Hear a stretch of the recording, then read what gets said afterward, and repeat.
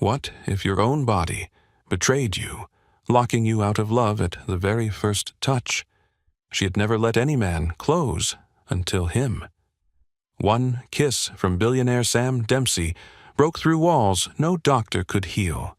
And, for the first time, Angelina felt alive. The bathroom door stood ajar, steam bleeding into the hallway. Then it opened, and Angelina Williams slammed into a wall of heat and muscle. Her medical bag hit the floor with a dull thud. A towel. Water running in thin rivulets down a chest carved like iron. A scar at the jawline that looked dangerous, not disfiguring. Eyes, steel gray, fixed on her like she was an intruder. "Careful," he said, voice low, commanding. Her breath snagged, shoulders stiffened. That lock in her body, the same one that always betrayed her. I'm here for Mr. Andrew. His injection. I didn't know. You must be the nurse." His gaze lingered, dissecting. Sam Dempsey. The name cracked through her chest. She'd seen it on business pages, under photos of steel mills and gala fundraisers. Never like this. Never damp and half-naked in a corridor of old money. "Sam, where did you go?" A woman's voice drifted from his room, sultry, amused. A hot blonde in silk appeared, lips swollen, eyes smug. She looked at Angelina as if she were furniture, then turned back to Sam with a private smile before floating down the hall. Angelina's chest squeezed shut. The needle, the tray, the duty, all gone from her mind. Panic flooded, legs moving before thought. "I'll come back tomorrow," she blurted, clutching her bag. "Wait!" Sam's voice snapped after her, but she was already bolting down the marble staircase, sneakers squeaking, hair damp with steam and shame. Henry the butler stared as she tore out the door, fumbling with her bicycle lock until her hands shook. By the time Sam stepped onto the porch, she was gone, pedaling into Cleveland night like a girl chased by ghosts. Cleveland General's break room smelled of burnt coffee and lemon disinfectant. "You look like hell, sweetheart." Lucy O'Brien slid into the chair opposite, eyes soft but direct. Angelina clutched her mug tighter. "I walked in on him."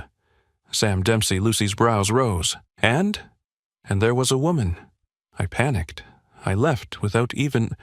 Her voice broke. "I didn't give Andrew his shot." Lucy's face softened. Armor showed up. "Your body does that when it feels cornered. That's not failure, that's survival."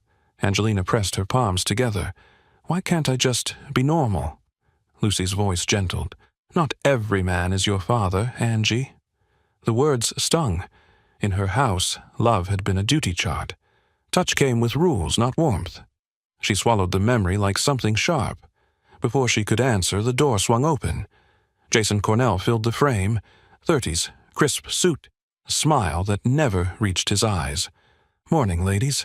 His gaze found her like a spotlight. "Angie, we need to talk." Lucy gave her a questioning look. Angie nodded stiffly. "It's fine." Lucy left, but not before throwing Jason a warning glance. Jason stepped closer. Too close. "We missed our coffee yesterday." "We never had coffee," she said flatly. "Semantics." He brushed invisible dust from her sleeve, fingers lingering. "You work late. Must get lonely." Her chest tightened, breath shallow. "I need to check patients." Jason blocked the door, smile thinning. "Don't be shy. One drink. I'll be gentle." The word twisted her stomach. "I said no." His eyes hardened. "Contract nurses are easy to replace. Think about that." Rain slicked the hospital parking lot when her shift ended. Angie bent over her bicycle lock, fingers clumsy, chain clattering against the concrete. "Angie." Her chest seized at Jason's voice. He stepped closer, shadow long under the lamp. "One drink, that's all, or I make a call tomorrow. Don't make this harder than it needs to be." He moved in, boxing her against the bike rack. One hand braced the wall, the other reaching for her arm. Her body betrayed her. Back pressed flat to concrete, hands clutching the handlebars like lifelines, breath caught in short bursts. Eyes darting, wide, trapped. A freeze response she knew too well. Jason smirked, mistaking panic for surrender. "See, you're not fighting. You want this." And that was the moment another voice cut through the rain. The lady said no. Sam Dempsey stepped from between parked cars, suit immaculate, eyes lethal. His gaze flicked once to Angie, reading the fear in her stillness, the whiteness of her knuckles on the chain, before locking on Jason. Jason flinched.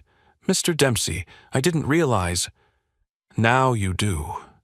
Sam closed the distance, positioning himself between them.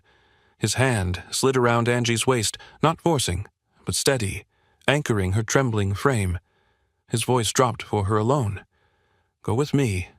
Her lips parted, but no sound came. Still, she leaned into him. Sam turned his face just enough, and his mouth claimed hers. The kiss was decisive, protective, not rushed. His lips pressed certainty into hers, and for the first time in years, her body didn't lock. No freeze, no armor, just warmth and breath and a terrifying spark of want. When he pulled back, his eyes searched hers. "You okay?" She nodded, stunned, chest heaving. Jason's jaw tightened. "Didn't know you had a boyfriend, Angie." "And now, you do," Sam said evenly. Jason's mask cracked, but he backed away. "We'll see about that." He turned, retreating into the rain. Sam's arm eased, but didn't leave her waist. "You shouldn't have to fight that off alone," Angie swallowed. "You didn't have to." "Yes, I did." His tone left no room for argument. "Let me drive you home." Bike can wait. Every instinct screamed danger, but her voice said, "Okay." The BMW slid through the wet streets in silence. Angie sat angled toward the window, copper-burnished hair catching streaks of neon, her green eyes lowered, full lips pressed into a guarded line, as if beauty itself were dangerous. She only spoke when he asked a direct question, her answers clipped, while Sam's profile stayed carved in shadow, one hand steady on the wheel. At every red light his gaze drifted, her marble-pale skin, the way she folded in on herself like someone trying to disappear. And that quiet resistance pulled at him harder than any polished smile ever could. When they stopped in front of her building, she reached for the door handle, but his voice cut the silence. "I owe you an explanation. That kiss wasn't impulse, it was a message. Men like Cornell back off when they think a woman belongs to someone more dangerous. I wanted him to believe you were mine." His eyes held hers, steady and unflinching. "And if he bothers you again, I expect you to tell me. You know how to reach me?" Angie only nodded, unable to find words. She slipped out of the car, heart hammering, and watched from the shadow of the entryway as the sleek BMW disappeared down the street. The night air bit at her skin, but it was nothing compared to the heat still alive in her chest. Later, in his penthouse above Lake Erie, Sam stood at the window, whiskey untouched. The city lights fractured on the dark water. He thought of her frozen at the bike rack, the white-knuckled grip, the panic in her eyes. He thought of her lips softening under his, breaking the lock that held her. His phone buzzed. "Mr. Dempsey," his security chief said, "do you want us to handle Cornell?" Sam's jaw tightened. "Keep an eye on him." A pause. "And on her." He ended the call, staring into the black water. "She's not what I expected," he murmured. And for the first time in years, control didn't feel like enough. The morning light filtered through the thin curtains of Angelina's bedroom, but she'd been awake for hours. Her body felt restless, charged with an energy she couldn't name. Every time she closed her eyes, she saw Sam's face. The intensity in those gray eyes, the way his lips had felt against hers. Her fingers drifted unconsciously to her mouth. The kiss had lasted maybe 10 seconds, but by morning her body was still humming from it. "You're thinking about him again." Linda's voice from the doorway made Angelina jump. Her roommate stood there in pajama shorts and an oversized Cleveland Browns t-shirt, holding 2 mugs of coffee. "I don't know what you're talking about," Angelina said, accepting the coffee gratefully. "Uh-huh." Linda settled cross-legged on the bed beside her. "You've got that look, like you've been struck by lightning and you're still glowing." Angelina's phone buzzed on the nightstand. A text from an unknown number. "Your bike is downstairs. Hope you slept well. Sam." Her heart did something acrobatic in her chest. He'd actually arranged to have it delivered. Somehow, that simple gesture felt more intimate than the kiss. "Is that him?" Linda leaned over to peek at the screen. "He had my bike delivered," Angelina said, still staring at the message. Linda's eyes went wide. "Girl, you are in so much trouble." An hour later, Angelina stood outside the Dempsey mansion, medical bag clutched tight. Facing Sam again made her chest tight with dread and something she couldn't name. Henry opened the door with his usual warmth, though his eyes carried a knowing glint that sent heat into her cheeks. "Mr. Andrew is waiting upstairs." Andrew Dempsey was alone this time, settled in his leather chair by the window. His smile lit the room when she entered. "Angelina, my dear, you look lovely today. That color suits you." She glanced at her plain scrubs, flushing. "Thank you, sir. How are you feeling?" "Better, thanks to you." His tone softened as she readied the injection. "You have gentle hands. That's a gift.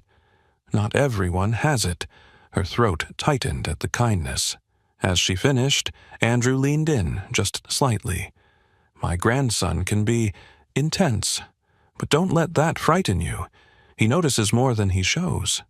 Angie froze for a beat, wondering what Sam had said about her. "Remember," Andrew added with quiet weight, "the strongest steel is forged in fire. Don't fear the heat. It shapes you." She nodded quickly, disposing of the syringe. "All done. Same time next week? I look forward to it, child." His smile was knowing, but kind. Back at the hospital, Angelina tried to focus on her patients, but her mind kept drifting to Andrew's words, and to the way Sam had kissed her, and to the text message still sitting unanswered on her phone. "You're distracted today," Lucy observed during their lunch break. "Everything all right?" "Jason's been quiet," Angelina said, which wasn't a lie, but wasn't the full truth either. Too quiet, if you ask me. "He's up to something." As if summoned, Jason appeared in the break room doorway, but this time his usual predatory smile was replaced by something colder. "Angie," he said, his voice carefully neutral. "Can I speak with you privately?" Lucy started to protest, but Angelina shook her head. "It's fine." But it wasn't fine. The moment they were alone, Jason closed the door with a soft click that made her pulse spike. He circled her slowly, fingertips tapping the back of a chair. "Interesting friend you've made," he said, tone silky. "Sam Dempsey. Very impressive connections." "I don't know what you're talking about." "Don't you?" Jason's smile was sharp as glass. He slid a file onto the table and flipped it open just enough for her to see her name on the forms. "Tell me, Angie, does he know about your condition?" Angelina's blood turned to ice. "What condition?" "Your medical file makes for fascinating reading. All those sessions with Dr. Martinez, all those diagnoses." Jason leaned in, voice dropping. "Does your billionaire boyfriend know you can't perform basic female functions?" The words landed like blows. Angelina gripped the edge of the table so hard her knuckles whitened, her knees threatening to give. "How dare you, sir?" "I dare because you humiliated me yesterday, in front of a man whose opinion actually matters in this city." His breath was hot against her ear. "But don't worry. I won't tell him your little secret. As long as you remember where your loyalties should lie, get away from me." "Or what? You'll call your boyfriend?" Jason straightened his tie, mask sliding back into place. "Maybe I'll just call him myself. Have a little chat about your psychological fitness for patient care." His footsteps echoed as he left, the silence he left behind louder than his threats. Angelina's hands trembled. The worst part was that he was right. Her body did betray her. She couldn't be intimate without freezing. Her chest ached as she thought about Sam, about the way his kiss had made her feel normal for the first time. But what would happen when he discovered the truth? That evening, Linda found her on their tiny balcony, staring out at the city lights. "Okay, spill," Linda said, settling into the other chair. "You've been weird all day. Jason knows about my medical history. He's threatening to use it against me." Linda's expression darkened. "That bastard. Can't you report him? To whom? He's administration. I'm just a contract nurse." Angelina sipped her wine. "And he's not wrong. I can't even kiss a man without panicking. What kind of woman does that make me?" "The kind who hasn't met the right man yet." Linda leaned forward. "But maybe you have now." Angelina thought about Sam's hands on her waist, about the way her body had responded without fear. "Maybe. But what happens when he finds out I'm broken?" "You're not broken. You're just carefully protected." Linda grinned. "Speaking of which, there's a party tonight at that new club downtown. You're coming with me." "Linda, I don't think—" "Nope. No arguments. You're going to put on something gorgeous, and we're going to dance until you remember you're a desirable woman." 2 hours later, Angelina barely recognized herself in the mirror. The black dress hugged her figure without revealing too much. Her hair fell in soft waves, and Linda's makeup made her green eyes luminous. The Uber ride felt endless, nerves twisting tighter with every block. But the moment they stepped into Eclipse, the bass hit like a second heartbeat, the crowd swallowing her whole. Linda shoved a drink into her hand, and before she'd taken 2 sips, she was on the floor. The beat dropped lower, heavier. Angie let her eyes fall shut, copper hair tumbling around her shoulders as her hips swayed. For the first time in years, she moved without fear. Just rhythm, just heat, just freedom. When she opened her eyes, she saw him, Sam Dempsey. Dark shirt, sleeves rolled, gray eyes locked on hers from across the haze. Her pulse stuttered. She should look away. Instead, she held his gaze. He said something to the men beside him and began walking. Slow, deliberate, every step claiming the space between them. "Holy shit," Linda whispered. "That's him, isn't it?" Angie couldn't answer. Her throat had gone dry. He reached the edge of the floor and stopped. He didn't demand. He simply extended a hand. Her chest tightened. She remembered those hands steadying her in the parking lot. And before her mind caught up, her palm was in his. The current hit instantly. His fingers closed around hers, guiding her in, hand sliding to the small of her back. No words, none needed. His thumb traced lazy circles that set warmth spiraling low in her belly. They moved together, half rhythm, half possession. His cologne wrapped her senses, dark and intoxicating. She looked up. His jaw was set, a scar catching the lights. Without thinking, she reached and traced it with her fingertip. His eyes darkened.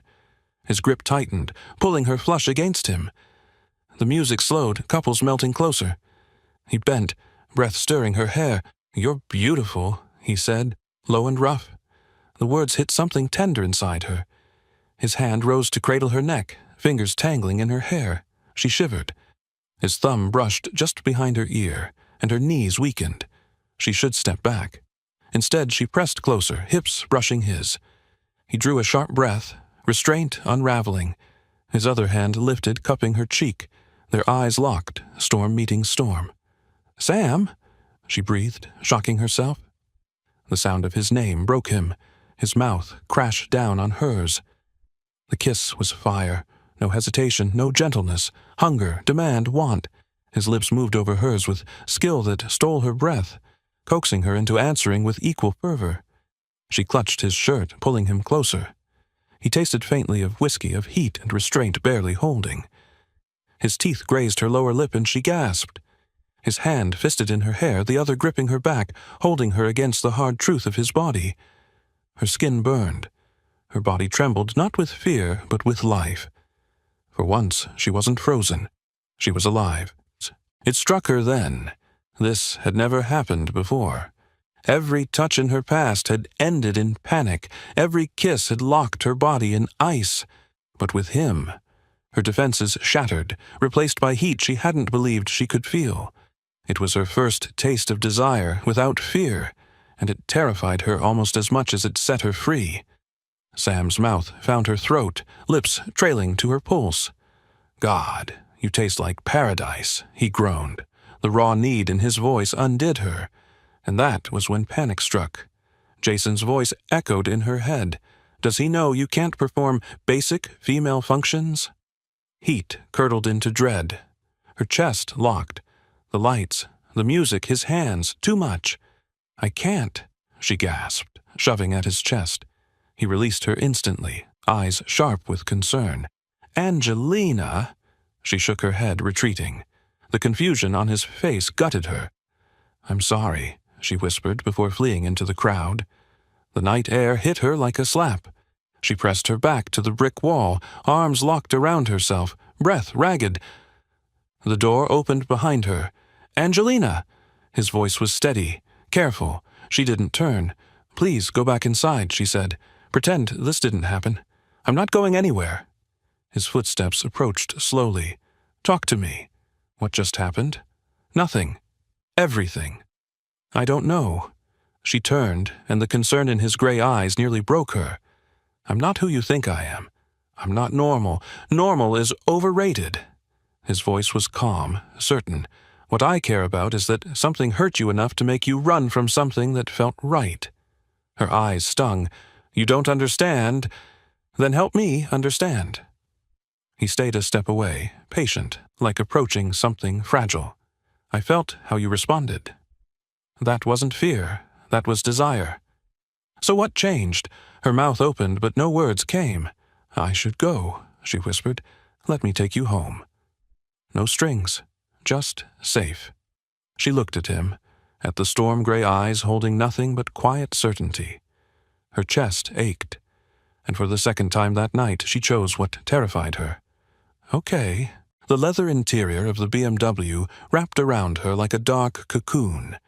Yet Angelina sat pressed against the passenger door, arms locked tightly across her chest, as though distance could shield her from what had just happened. The silence inside the car was thick, humming with the memory of music, of heat, of his mouth against hers. Sam gripped the steering wheel but didn't move the car immediately. The muscles in his forearms were taut, his posture held in deliberate control. "You don't have to explain," he said at last. Voice low but steady. "Not if you don't want to. But I'd like to know you." Angelina blinked at him, startled. She had braced for interrogation, for the sharp edge of demand. Instead, what she heard was restraint. What do you want to know?" "Where you're from. You mentioned Utah." He eased into traffic, movement smooth, precise, like a man who never allowed himself a wasted gesture. "Millfield," she said softly, her eyes fixed on the blur of city lights beyond the glass. "Small place. 3,000 people, maybe less. There's nothing there." Sam's jaw tightened. He knew towns like that, tight with rules, built on judgment, pressing down on anyone who didn't fit the mold. "Were you raised LDS?" His tone was careful, almost cautious. Angelina's shoulders stiffened. "I was raised that way," she admitted after a beat. "I don't practice anymore." The way she said it carried a quiet defiance, the sound of someone who had walked away from an entire world. And it told him more about her than any long confession could have. "That must have been difficult." "Sometimes distance is survival," she murmured, eyes still on the passing streets. Sam glanced sideways, taking in the stubborn tilt of her chin, the flicker of vulnerability in her green eyes. She wasn't weak, she was a survivor, and that realization pulled at something inside him he thought long dead. "How old are you, Angie?" 21. The number landed in his chest like a weight. 21, barely stepping into adulthood, while he carried decades of scars and sins. Every instinct told him he should stop here, draw a line, let her walk away untouched. "You're very young," he said, almost against his will. "Yes," she admitted, her voice barely above a whisper. "I suppose I am. I'm 35. That's not a small gap." The silence stretched. She hugged herself tighter, her voice unsteady when it came. Does that change things? Sam exhaled slowly, eyes fixed on the road ahead. It should, he said at last, his voice rough. But it doesn't. The words lingered between them like smoke. When he pulled into her building's lot, he didn't immediately let her go.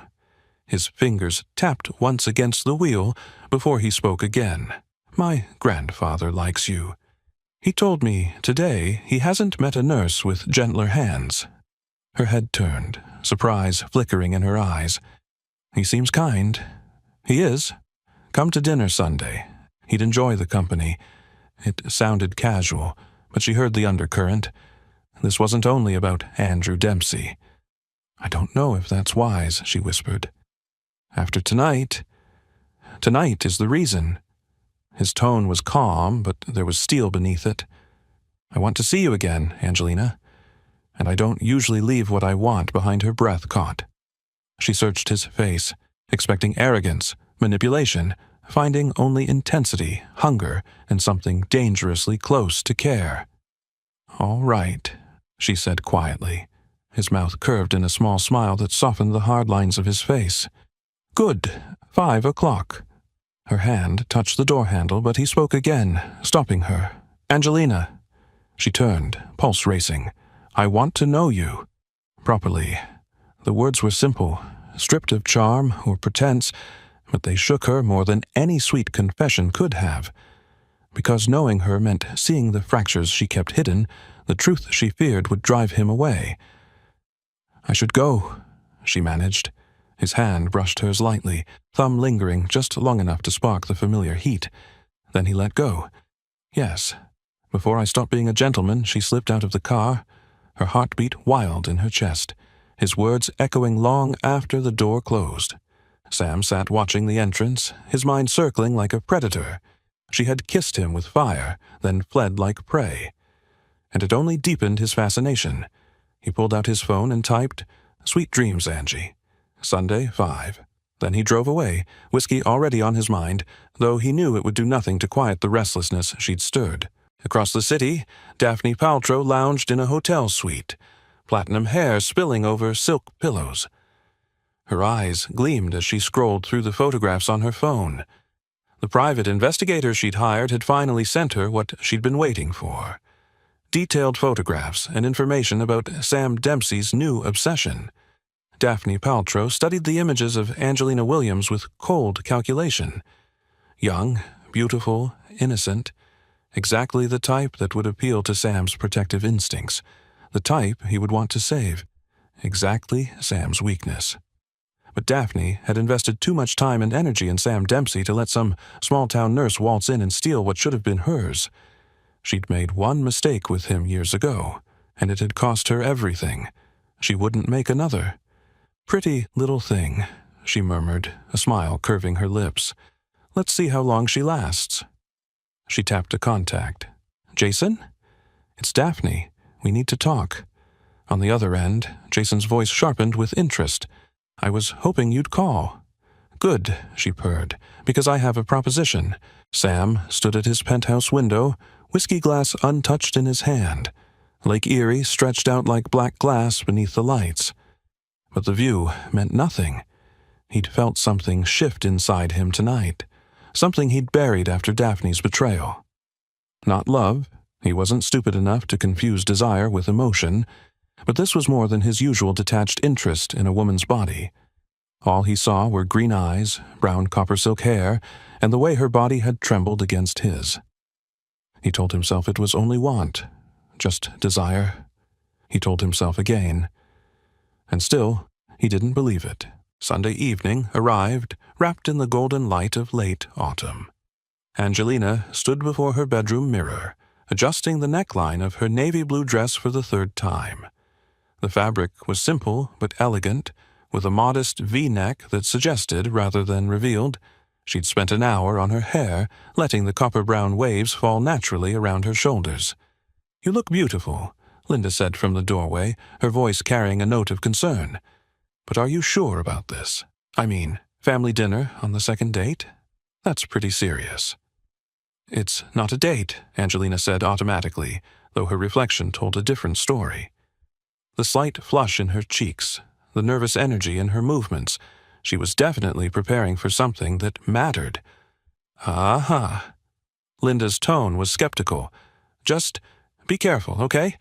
Rich guys like Sam Dempsey don't usually introduce women to their families unless they want something specific. Angelina's stomach fluttered with a mixture of anticipation and anxiety. What did Sam want from her? And more importantly, what did she want from him? Her phone buzzed with a text. Outside. Take your time. Through the window, she could see Sam's BMW idling at the curb. Even from 3 stories up, she could make out his profile.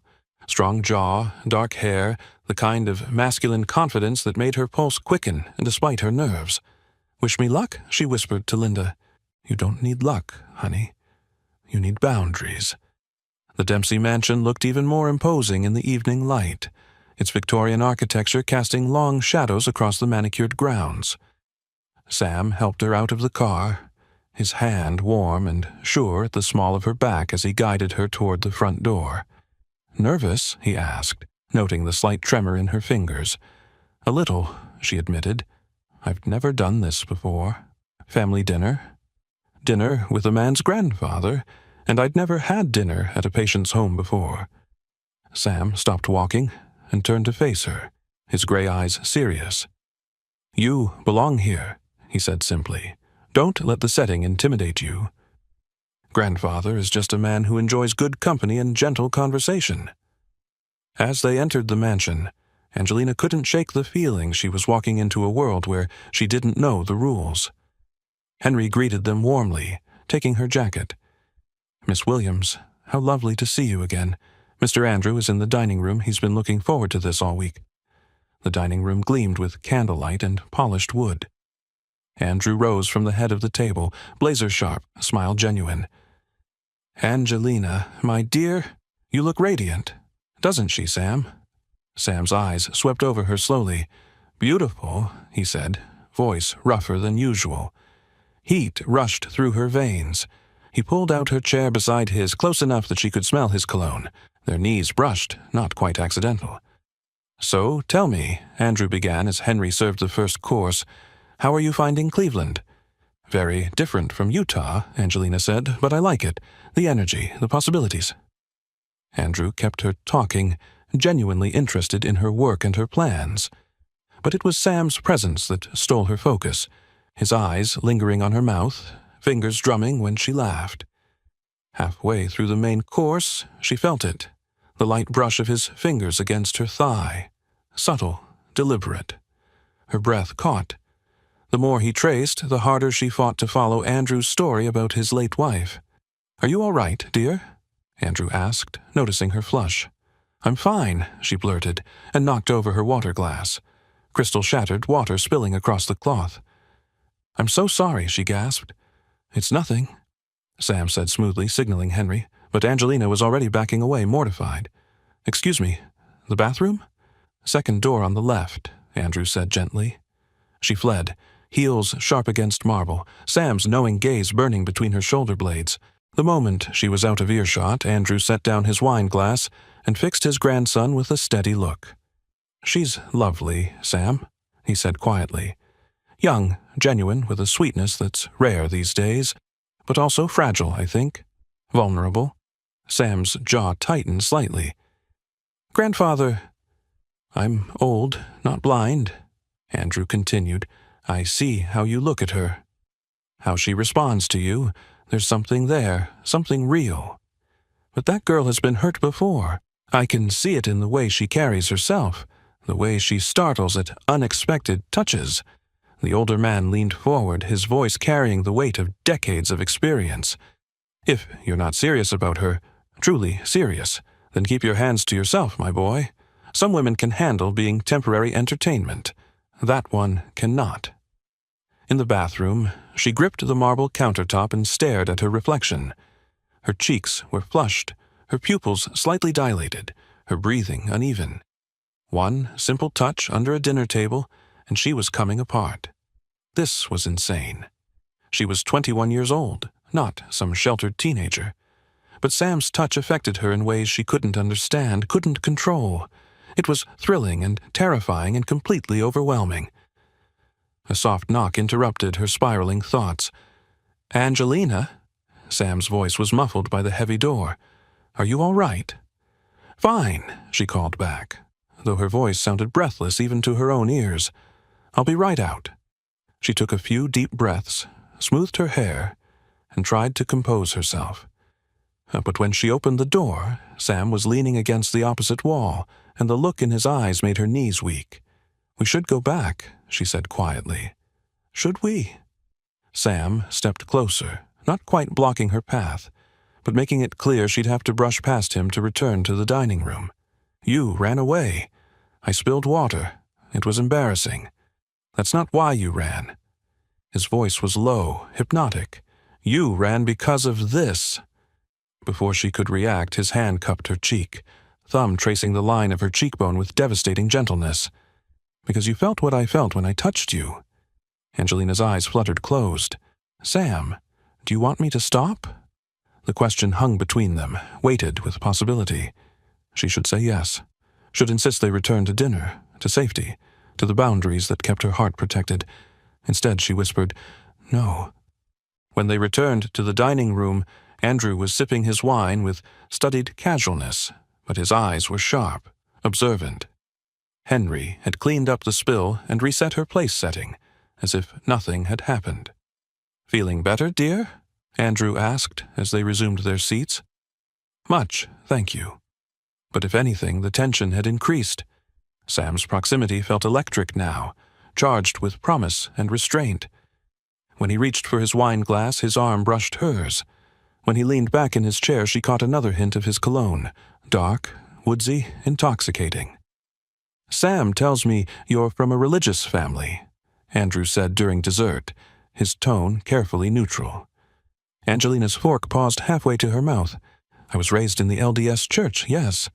That must have provided good structure growing up," Andrew observed, "though I imagine it could be restrictive for a young woman with your independence." The comment was gentle but pointed. Angelina found herself meeting the older man's eyes, seeing understanding there rather than judgment. "Sometimes structure becomes a cage," she said quietly. "Sometimes you have to leave everything familiar to discover who you really are." Andrew nodded slowly. "Very wise. Though I hope you'll forgive an old man's concern. Independence is valuable, but so is discernment. Not every freedom is worth the price we pay for it." The words seemed directed more at Sam than at her, but before she could puzzle out the meaning, Sam was speaking. "Grandfather, I think Angelina might enjoy seeing the gardens. The moon is full tonight, perfect for a walk." It wasn't really a suggestion. Andrew's eyes moved between them, reading currents and undercurrents with the wisdom of age. "Of course," he said finally. "Just remember, my boy, some flowers are more delicate than they appear. They require careful handling." The warning was unmistakable. Sam's jaw tightened almost imperceptibly, but he nodded. Understood. The gardens stretched wide under the fading light, moonlit paths weaving through roses and sculpted hedges. The autumn air was sharp with the scent of leaves and late blooms. Sam walked beside her in silence, but Angelina felt every inch of him, the controlled grace of his stride, the way shadows carved his face. "It's beautiful," she said softly. "My grandmother designed it," he replied. "She believed gardens should have secrets, places where lovers could steal moments away from the world." The word lovers lingered in the air as they reached a secluded oak, branches arching overhead like a canopy. Sam turned to her, features sharpened in the moonlight, voice suddenly gentle. "Are you afraid of me, Angelina?" The question caught her off guard. Should I be? Probably. His honesty was startling. "I want things from you. Things you might not be ready to give." "What kind of things?" Instead of answering with words, Sam stepped closer, backing her gently against the rough bark of the oak tree. His hands came up to frame her face, thumbs tracing along her cheekbones with reverent care. "I want to touch you," he said simply. "Not to take, just to explore." To learn what makes you sigh, what makes you shiver, what makes you forget to be afraid. Her breath hitched. I don't know if I can... Just touching, he promised. Nothing more than that. Just my hands on your skin, learning you. The offer was both innocent and deeply sensual. Angelina found herself nodding before she could think it through. Sam's smile was slow, predatory, beautiful. Close your eyes. She obeyed, and immediately her other senses sharpened. She could hear the whisper of wind through leaves, the distant sound of traffic, the measured rhythm of Sam's breathing. She could smell his cologne mixed with something uniquely male, uniquely him. His fingers started at her temples, tracing the line of her hairline with butterfly-soft touches, then into her hair, combing through the copper-brown waves with reverent care. His touch was worship, exploration, a map of sensation that made her skin come alive. Your hair is like silk, he murmured, his voice rough with restraint. I've wanted to touch it since the first moment I saw you. His hands moved to her neck, fingertips dancing along the sensitive skin where her pulse fluttered like a trapped bird.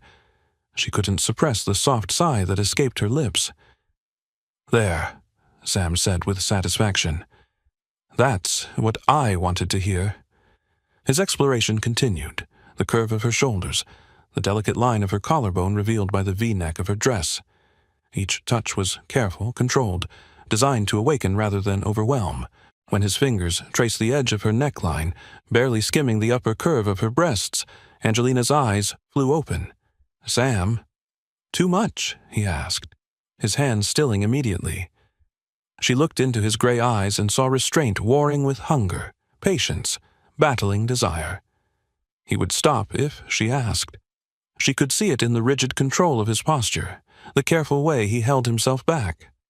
But she didn't want him to stop. The realization hit her like lightning. For the first time in her life, she wanted more. Don't stop, she whispered. Something flared in his eyes. Triumph, desire, something darker and more possessive.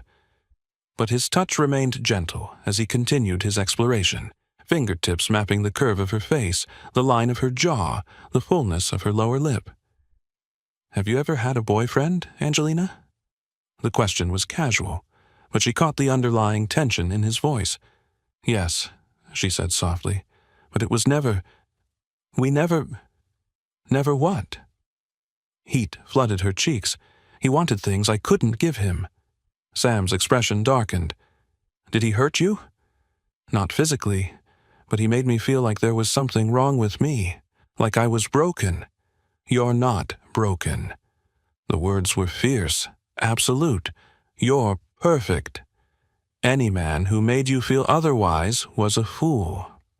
Before she could respond, the sound of voices drifted from the direction of the house. Sam stepped back immediately, putting space between them, his expression shifting to one of careful neutrality.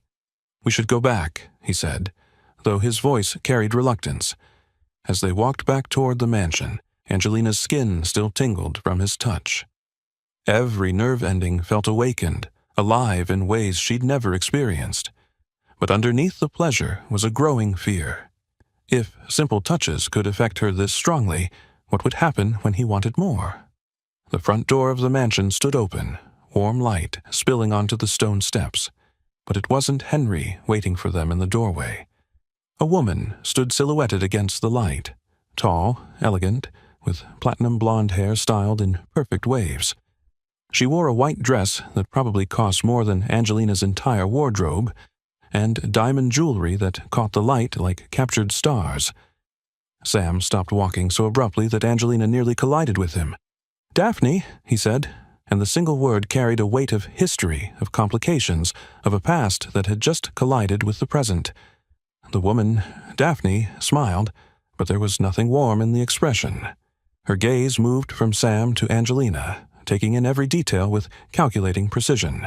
"Hello, darling," she said, her voice carrying a hint of British accent that made everything sound more sophisticated.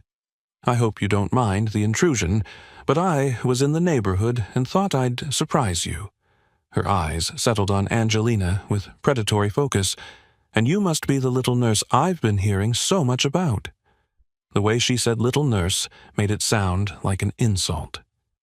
Angelina felt every difference between them, her simple dress versus Daphne's designer elegance, her youth versus Daphne's sophisticated beauty, her inexperience versus whatever history this woman shared with Sam. "Angelina Williams," she said, extending her hand with more confidence than she felt. Daphne's handshake was firm, brief, dismissive. Charming. Sam always did have a weakness for innocence. The pause before the word innocence was calculated, designed to wound, and it worked. Angelina felt herself shrinking, becoming smaller in the face of this woman's polished perfection. "What are you doing here, Daphne?" Sam's voice was controlled, but Angelina could hear the tension underneath. "Can't an old friend drop by for a visit?" Daphne stepped closer to Sam, her movement graceful and possessive. "I've missed our talks, darling. There are things we need to discuss." The word "things" carried implication, suggestion, the weight of shared history that Angelina couldn't begin to understand. Sam's hand found the small of her back, a touch meant to be reassuring, but that felt more like an anchor in a storm she didn't understand. "Perhaps we should," he began. "Oh, don't let me interrupt your evening," Daphne said smoothly. "I can wait. After all, some conversations are worth waiting for." Her smile was sharp as glass, beautiful and cutting. And as Angelina stood there, caught between Sam's protective touch and Daphne's predatory elegance, she realized that whatever game was being played here, she didn't know the rules. The silence in Sam's BMW was deafening. Angelina pressed herself against the passenger door, staring out at the Cleveland streetlights sliding past like distant stars. The evening that had started with such promise. The sensual touches in the garden, the way her body had responded without fear, now felt tainted by Daphne's unexpected appearance. "Was she your girlfriend?" Angelina finally asked, her voice barely above a whisper. Sam's hands tightened on the steering wheel. "Ex," he said curtly. "There's nothing between us anymore." But even as he said it, Angelina caught the slight tension in his jaw, the way his eyes flickered with something that might have been old pain or unresolved anger. Daphne wasn't just an ex. She was unfinished business. They pulled up to Angelina's apartment building, and for a moment neither moved to get out. The car felt like a protective cocoon against the complications waiting outside. "Thank you for dinner," Angelina said formally. "Your grandfather is lovely." "Angie." "I should go." She was already reaching for the door handle, desperate to escape before the fragile confidence she'd built tonight crumbled completely. Sam caught her wrist gently. "I'll call you." She nodded without meeting his eyes, then fled into her building without looking back. Sam's penthouse felt different when he walked in. The familiar scent of expensive furnishings, mixed with something else. Something floral and familiar that made his blood run cold. "Hello, handsome." Daphne emerged from his bedroom wearing nothing but his black silk robe, her platinum hair perfectly styled despite the late hour. She moved with the predatory grace of a woman who knew exactly how her body affected men. "How the hell did you get in here?" Sam's voice was deadly quiet. "You never changed the locks." Daphne's smile was sultry, unapologetic. "I thought we might need some privacy to catch up. Get out." Sam's voice carried the weight of authority that had built his empire, but Daphne had never been intimidated by his power. "Is that any way to greet an old friend?" She moved closer, letting the robe fall slightly open to reveal the curve of her breast. "I've missed this place." "Missed us." Sam's body responded despite his mind's resistance, a conditioned reaction to years of practiced seduction. Daphne had always known exactly which buttons to push, exactly how to bypass his rational thought with pure physical desire. "There is no us," he said, but his voice lacked conviction. "Isn't there?" Daphne was close enough now that he could smell her perfume. Expensive, intoxicating, designed to cloud judgment. That little girl tonight. She's sweet, I'm sure. But she doesn't know you, Sam, not the real you. Her hand traced down his chest, and despite every rational thought screaming at him to stop, Sam felt his control slipping. This was what Daphne did. Reduced him to base instincts, made him forget why he'd walked away from her in the first place. "She doesn't know about your needs," Daphne whispered against his neck. Your desires? The things that make you feel alive. Before Sam could form a coherent protest, her mouth was on his, and years of muscle memory took over. His hands found her waist, pulling her against him with familiar hunger. She tasted like expensive wine and bad decisions, but his body didn't care about the consequences. They moved toward his bedroom with the desperate urgency of people trying to fill a void with physical sensation. Daphne's robe hit the floor, and for 30 minutes, Sam lost himself in the familiar choreography of their bodies. But the moment it was over, the fog lifted. Sam rolled away from her, already feeling the familiar emptiness that always followed their encounters. Sex with Daphne was like a drug, intense in the moment, hollow afterward. "Well," Daphne said, propping herself up on one elbow, "that was efficient. Not quite the reunion I was hoping for." Sam was already pulling on his pants, putting distance between them. "You need to leave. That's it?" Daphne's voice carried a sharp edge now. No pillow talk. No promises to call. "We're done, Daphne. We've been done for years." Something cold flickered in her eyes. "Is this about that little nurse? Tell me, Sam, does she know about your particular tastes?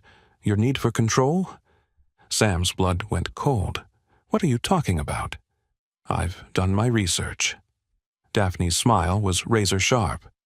"Angelina Williams, 21, originally from Utah, currently undergoing psychiatric treatment for what I'm told are intimacy issues. Takes medication, sees a therapist regularly."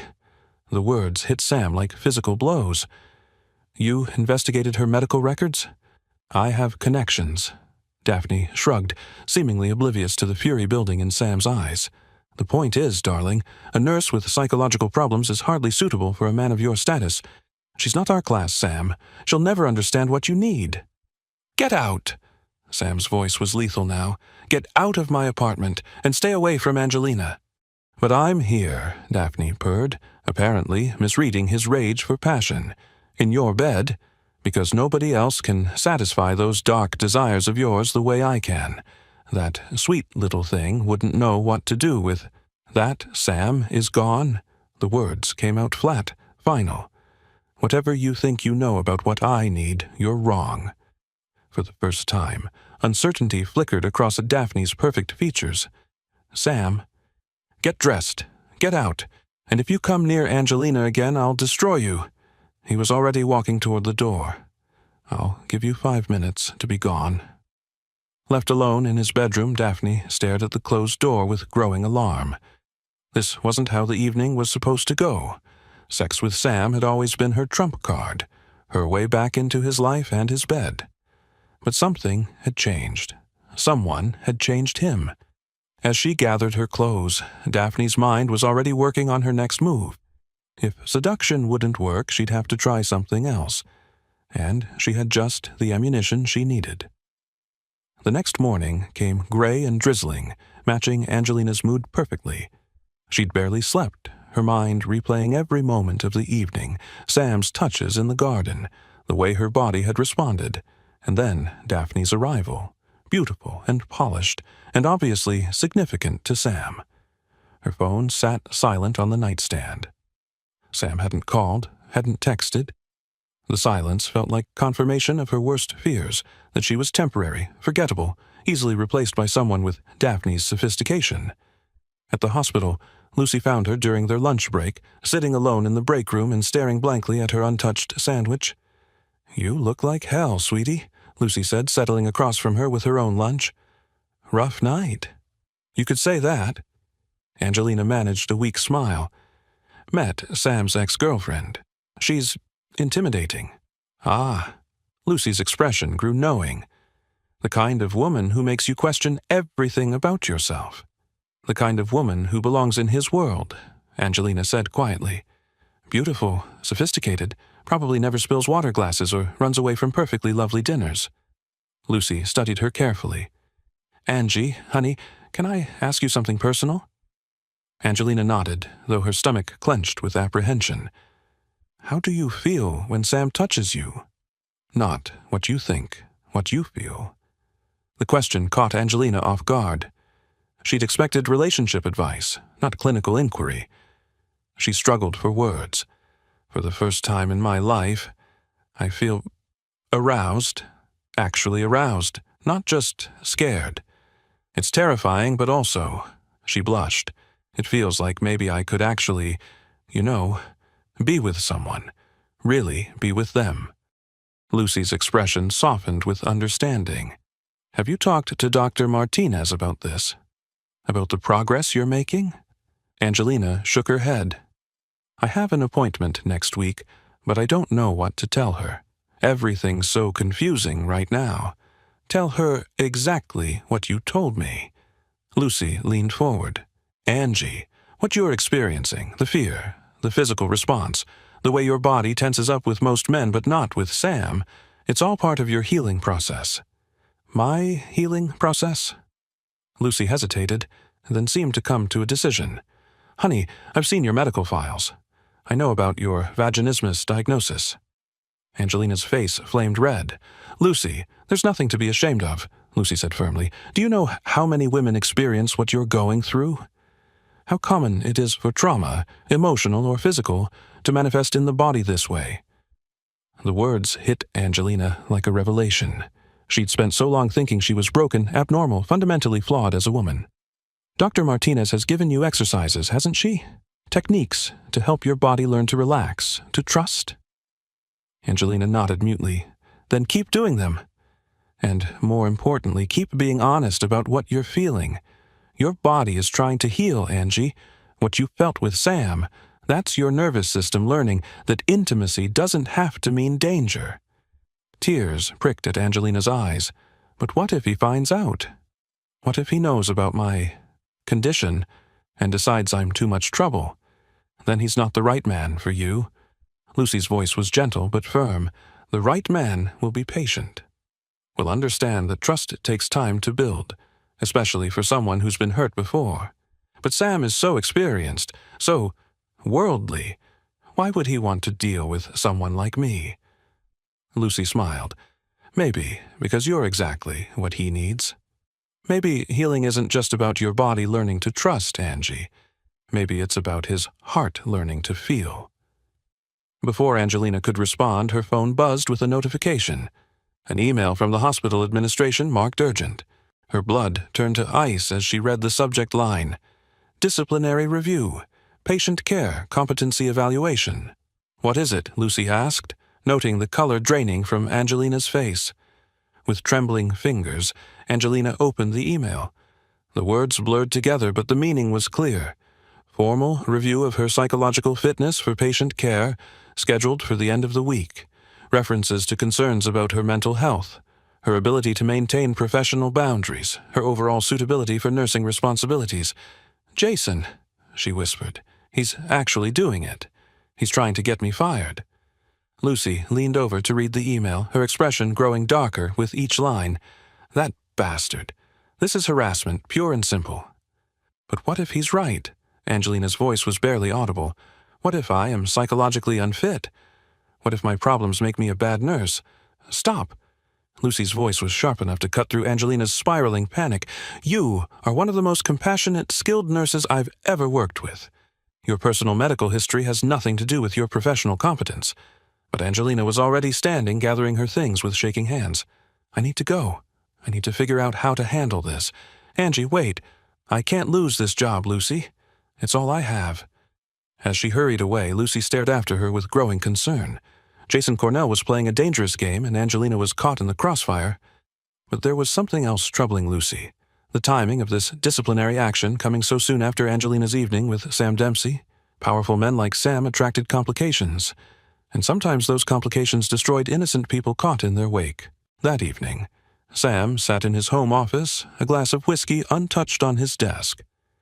He'd spent the day trying to focus on business, but his mind kept drifting to Angelina, the way she'd looked at Daphne, the hurt in her eyes, the careful distance she'd maintained during their drive home. He should call her, should explain about Daphne, about the history they shared, about why he'd been fool enough to let her into his apartment. But what could he say? That he'd slept with his ex-girlfriend hours after touching Angelina, with reverent care in his grandfather's garden. that he'd let Daphne manipulate him into behavior he despised in himself. The truth was, Daphne had been right about one thing. Angelina didn't know the real Sam. The man who compartmentalized sex and emotion, who used physical release as a way to avoid deeper connection, who had spent years perfecting the art of emotional detachment. Angelina was innocent, trusting, capable of the kind of pure feeling he'd thought himself incapable of inspiring. She deserved better than a man who still fell victim to his ex-girlfriend's manipulations. His phone rang, interrupting his self-flagellation. Andrew's name appeared on the screen. Grandfather. "Sam, my boy, I wanted to thank you for dinner last night. Angelina is a treasure, genuine, kind, with a strength that runs deep." Sam's guilt intensified. "She is. I hope you realize how fortunate you are. Women like that don't come along often. I know. Do you?" Andrew's voice carried a note of concern. "Because that woman last night, Daphne, I could see the way she looked at Angelina, like a predator sizing up prey. Whatever history you have with her, son, I don't think it's over, and I worry that sweet girl has no idea what she might be walking into." As Sam hung up the phone, one thought crystallized in his mind. He had to protect Angelina from the mess he'd created, even if it meant staying away from her himself. But some messes, once started, have a momentum of their own, and Daphne Paltrow had never been one to accept defeat gracefully. Thursday morning found Angelina standing outside Andrew Dempsey's room, medical bag in hand, steeling herself for what had become an increasingly complicated routine. She'd managed to avoid Sam since the dinner incident, timing her visits carefully to his schedule. But when she knocked and entered, Sam was there. He sat in the leather chair beside his grandfather's bed, dressed casually in dark jeans and a navy sweater, looking like he belonged in a magazine spread rather than a sick room. The sight of him sent her pulse racing despite her best efforts at emotional distance. "Angelina," Andrew said warmly, "how lovely to see you, dear." "Mr. Andrew." She kept her voice professional, setting her bag on the side table. "How are you feeling today?" "Much better, now that both my favorite people are here." The comment made heat creep up Angelina's neck. She busied herself preparing the injection, hyper-aware of Sam's presence, of the way his eyes followed her movements. "All finished," she said after administering the shot. "I'll see you next week." "Actually," Sam said, rising from his chair, "I was hoping we could talk." Angelina's hand stilled on her medical bag. "I really should get back to the hospital." "5 minutes," Sam said quietly. "Please." Something in his tone made her look up, and the intensity in his gray eyes caught her off guard. He looked tired, she realized, strained in a way she hadn't noticed before. "I'll just rest my eyes," Andrew said diplomatically, settling back against his pillows with a knowing smile. Sam gestured toward the hallway, and reluctantly, Angelina followed. They walked to the library. Sam moved closer, close enough that she could smell his cologne. "I owe you an apology," Sam said. "You don't owe me anything." Angelina wrapped her arms around herself defensively. "The other night, when Daphne showed up, I handled it badly. Your ex-girlfriend, you told me." Her voice was carefully neutral. "It's none of my business, isn't it? The way you've been avoiding me since, it feels like my business." Angelina turned away. "You live in a different world, Sam. That woman, your house, I don't belong in any of that. You belong wherever you choose to be. Do I? Everywhere I go lately, I feel like I'm being watched, judged, found wanting." Sam's jaw tightened. "Is this about Jason? It's about reality, about knowing my place. Your place is wherever you're happy. Saturday night, I want you to be happy with me." "Saturday?" "The charity gala. Come with me." The words hit her like cold water. A charity gala, the social event of the year, where Cleveland's elite gathered to see and be seen, where she would be photographed, scrutinized, measured against women like Daphne. "I can't," she said quickly. That's not for people like me." "People like you?" Sam's voice carried a dangerous edge. "You mean intelligent, compassionate women who save lives for a living?" "I mean women without designer gowns or trust funds or knowledge of which fork to use for the salad course." Sam studied her face, reading the fear beneath her practical concerns. "What if I told you none of that mattered? I'd say you've never been the one person in the room who didn't belong." The vulnerability in her admission seemed to catch Sam off guard. His expression softened, and when he spoke again, his voice was gentler. "I have," he said quietly, "more than you might think. When I took over the business at 22, every person in that boardroom saw a kid who'd inherited what he hadn't earned. They had decades more experience, more credibility, more everything. I felt like a fraud." Angelina found herself looking at him despite her intention to stay distant. "What did you do?" I reminded myself that I had every right to be there, that my voice mattered, even if it shook. His hand lifted as if to touch her face, then fell back to his side. "Come with me, Angelina. Let me show you how beautiful you look when you know you belong somewhere." The invitation hung between them, weighted with possibility and danger. Angelina thought about Jason's veiled threats, about the disciplinary hearing looming over her career, about Daphne's perfect sophistication. "People will stare," she said finally. "Let them." Sam's voice carried quiet confidence. "Let them see that Sam Dempsey has found someone worth their attention." Before she could lose her nerve, Angelina nodded. "Okay." Sam's smile transformed his face, making him look younger, less guarded. "I'll pick you up at 7. As she gathered her medical bag and prepared to leave, Andrew's voice followed her from the bedroom. "Angelina, dear, wear something that makes you feel like the remarkable woman you are. Everything else will take care of itself." By Friday evening, Angelina's decision felt increasingly foolish. Her apartment was chaos, discarded outfits everywhere, none remotely appropriate for a charity gala. That afternoon, an elegant olive green gown had arrived with a simple note. "Thought this might suit you. -S. "He bought me a dress," Angelina said, staring at the garment. "What does that mean?" Linda picked up the gown. "It means he has excellent taste. Try it on." Reluctantly, Angelina slipped into the dress.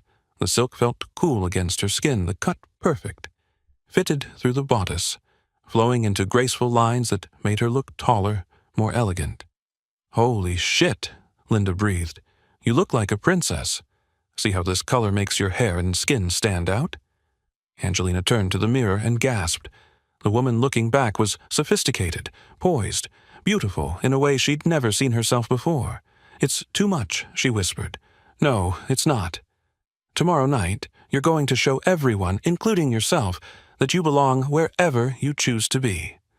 But even as Linda's words bolstered her confidence, Angelina couldn't shake the feeling that she was walking into something far more complicated than a simple social event. Saturday arrived gray and drizzling. At the hospital, gala dominated every conversation. "I heard the Paltrow family bought a whole table," Katie mentioned. Angelina's appetite vanished. Daphne would be there. Jason appeared with his usual predatory smile. "Excited about tonight? I'm particularly looking forward to seeing who's attending as guests versus who's working the event. Sometimes the lines get blurred." The comment was clearly directed at her. Angelina felt her cheeks burn. By 5 o'clock, her nerves were stretched thin. She applied makeup with trembling hands. The green dress hung on the door, beautiful and intimidating. "You can do this," she whispered to her reflection. "It's just one night." At exactly 7 o'clock, Angelina heard the sound of a car door closing outside her building. She looked out the window to see Sam walking toward the entrance, and her breath caught. He wore a perfectly tailored black tuxedo that emphasized his tall frame and broad shoulders. His dark hair was styled back, and even from 3 stories up she could see the confident way he carried himself, like a man who owned the world and knew it. Her phone buzzed with a text, "Ready when you are." Angelina took one last look in the mirror. The olive green dress fit like it had been made for her, the color bringing out the green in her eyes. Her copper-brown hair was styled in loose waves that framed her face, and the subtle makeup enhanced her natural beauty without hiding it. She looked elegant, sophisticated, like someone who might actually belong at Sam Dempsey's side. But as she made her way downstairs, her heart hammered against her ribs with a mixture of anticipation and terror. Tonight, she would step into Sam's world completely. and she had no idea if she was strong enough to survive what she might find there. Sam was waiting in the lobby, and when he saw her, his expression shifted to something that might have been awe. "You're beautiful," he said simply, offering his arm. As they walked toward his waiting car, Angelina caught a glimpse of their reflection in the glass doors, an elegant couple heading to an exclusive event. For just a moment, she allowed herself to believe that the reflection was real, that she truly belonged in this fairy tale. But fairy tales, as she was about to learn, often came with wolves in designer clothing. The Cleveland Museum of Art had been transformed into a glittering wonderland for the annual charity gala. Crystal chandeliers lit the elegantly dressed crowd as waiters glided past with champagne, the city's elite trading business as easily as gossip. Sam's hand rested possessively on the small of Angelina's back as they moved through the room.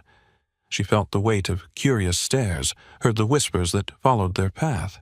"Who is she? I've never seen her before. Sam Dempsey doesn't usually bring dates." The olive-green dress that had felt empowering in her apartment now felt like a spotlight. Every camera flash, every glance reminded her she was an outsider. "Breathe," Sam murmured in her ear, his breath warm against her skin. "You look stunning."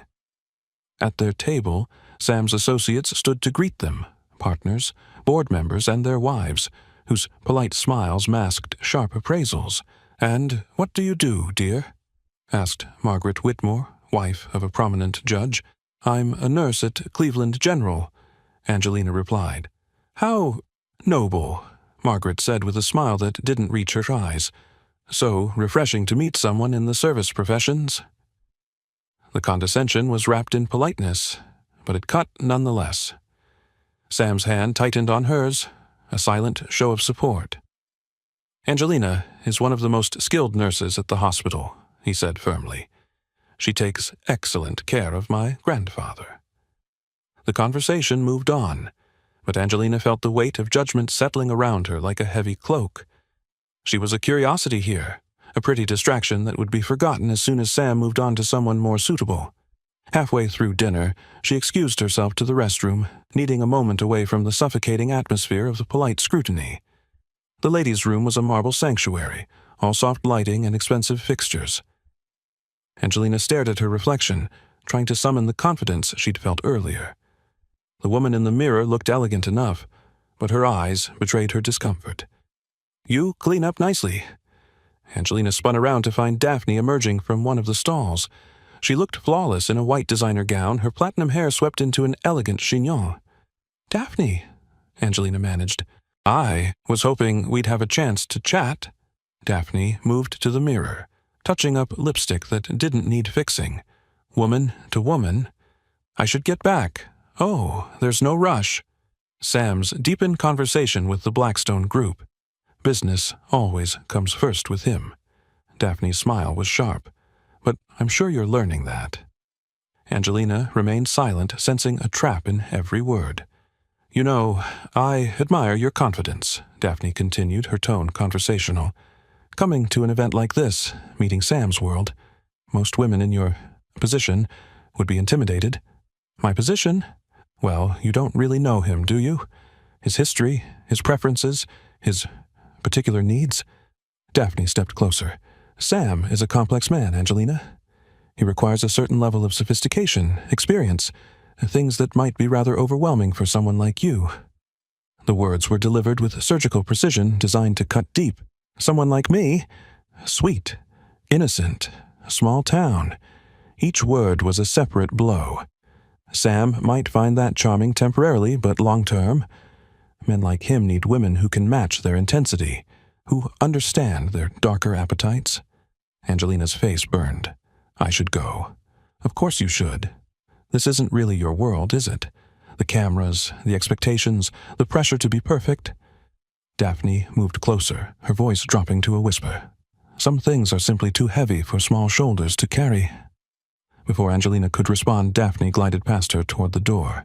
"Enjoy the rest of your evening, dear, while it lasts." Left alone, Angelina gripped the marble countertop, Daphne's words echoing in her mind. Darker appetites, too heavy for small shoulders. What did Sam really want from her? What was she walking into? Meanwhile, Sam had excused himself from the table, his patience with social pleasantries wearing thin. He'd noticed Jason Cornell lurking near the bar, watching Angelina with predatory interest, and decided it was time to address the situation directly. He found Jason by the silent auction displays, studying a piece of artwork with feigned interest. "Cornell," Sam said, his voice carrying the authority that had built his empire. Jason turned, his smile faltering slightly when he saw Sam's expression. "Mr. Dempsey, wonderful event. Let's cut the bullshit."